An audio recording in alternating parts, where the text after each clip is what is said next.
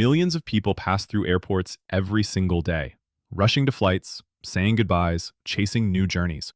But what if someone never left? What if an airport became your home?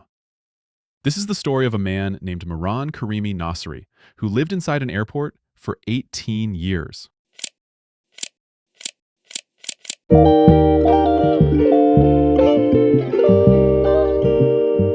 To understand how a man could spend nearly 2 decades living in an airport terminal, we need to go back to the 1940s.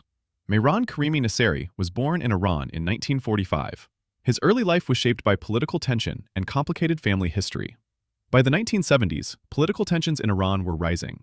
Nasseri was allegedly expelled from the country for speaking against the Shah. The Shah was Iran's monarch at the time, an authoritarian ruler whose regime faced massive opposition for corruption and repression. Like thousands of Iranians escaping political pressure, Nasseri sought asylum in Europe. But this journey, meant to give him freedom, would instead trap him in a world no one is meant to live in. In 1988, Nasseri planned to travel to the United Kingdom. He carried papers proving his refugee status. But somewhere during his journey, according to him, those documents vanished. Authorities stopped him at Paris's Charles de Gaulle Airport.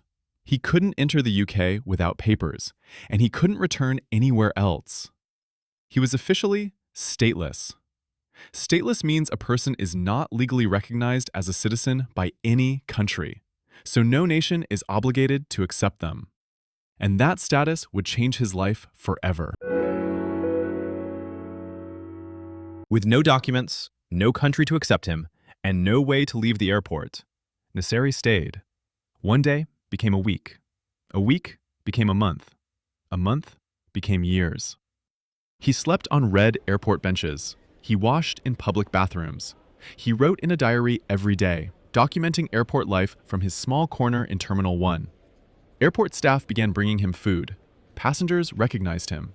Some even brought gifts or sat with him to talk. He became a familiar face in a place built for strangers. You might wonder, why couldn't someone just help him out? The answer is a mountain of legal complications. Without his identity documents, he couldn't legally enter France. Without proof he was Iranian, France also couldn't deport him. Airports have transit zones, areas where travelers are physically present but not legally inside the country. Nasseri lived in this gray zone. For years, lawyers fought on his behalf. Human rights groups stepped in. Paperwork moved endlessly, but nowhere.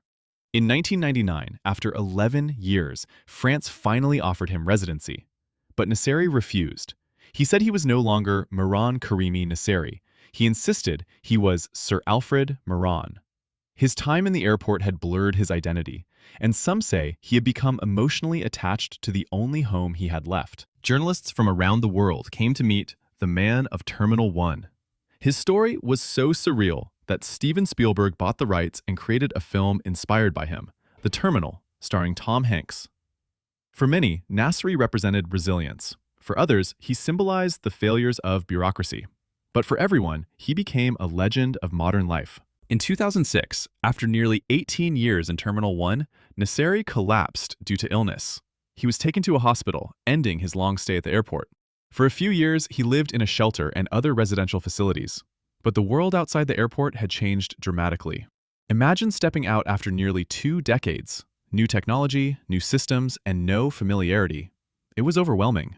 And in 2022, after briefly returning to the airport he once called home, Mehran Karimi Nasseri passed away. Some say he was a victim of bad luck.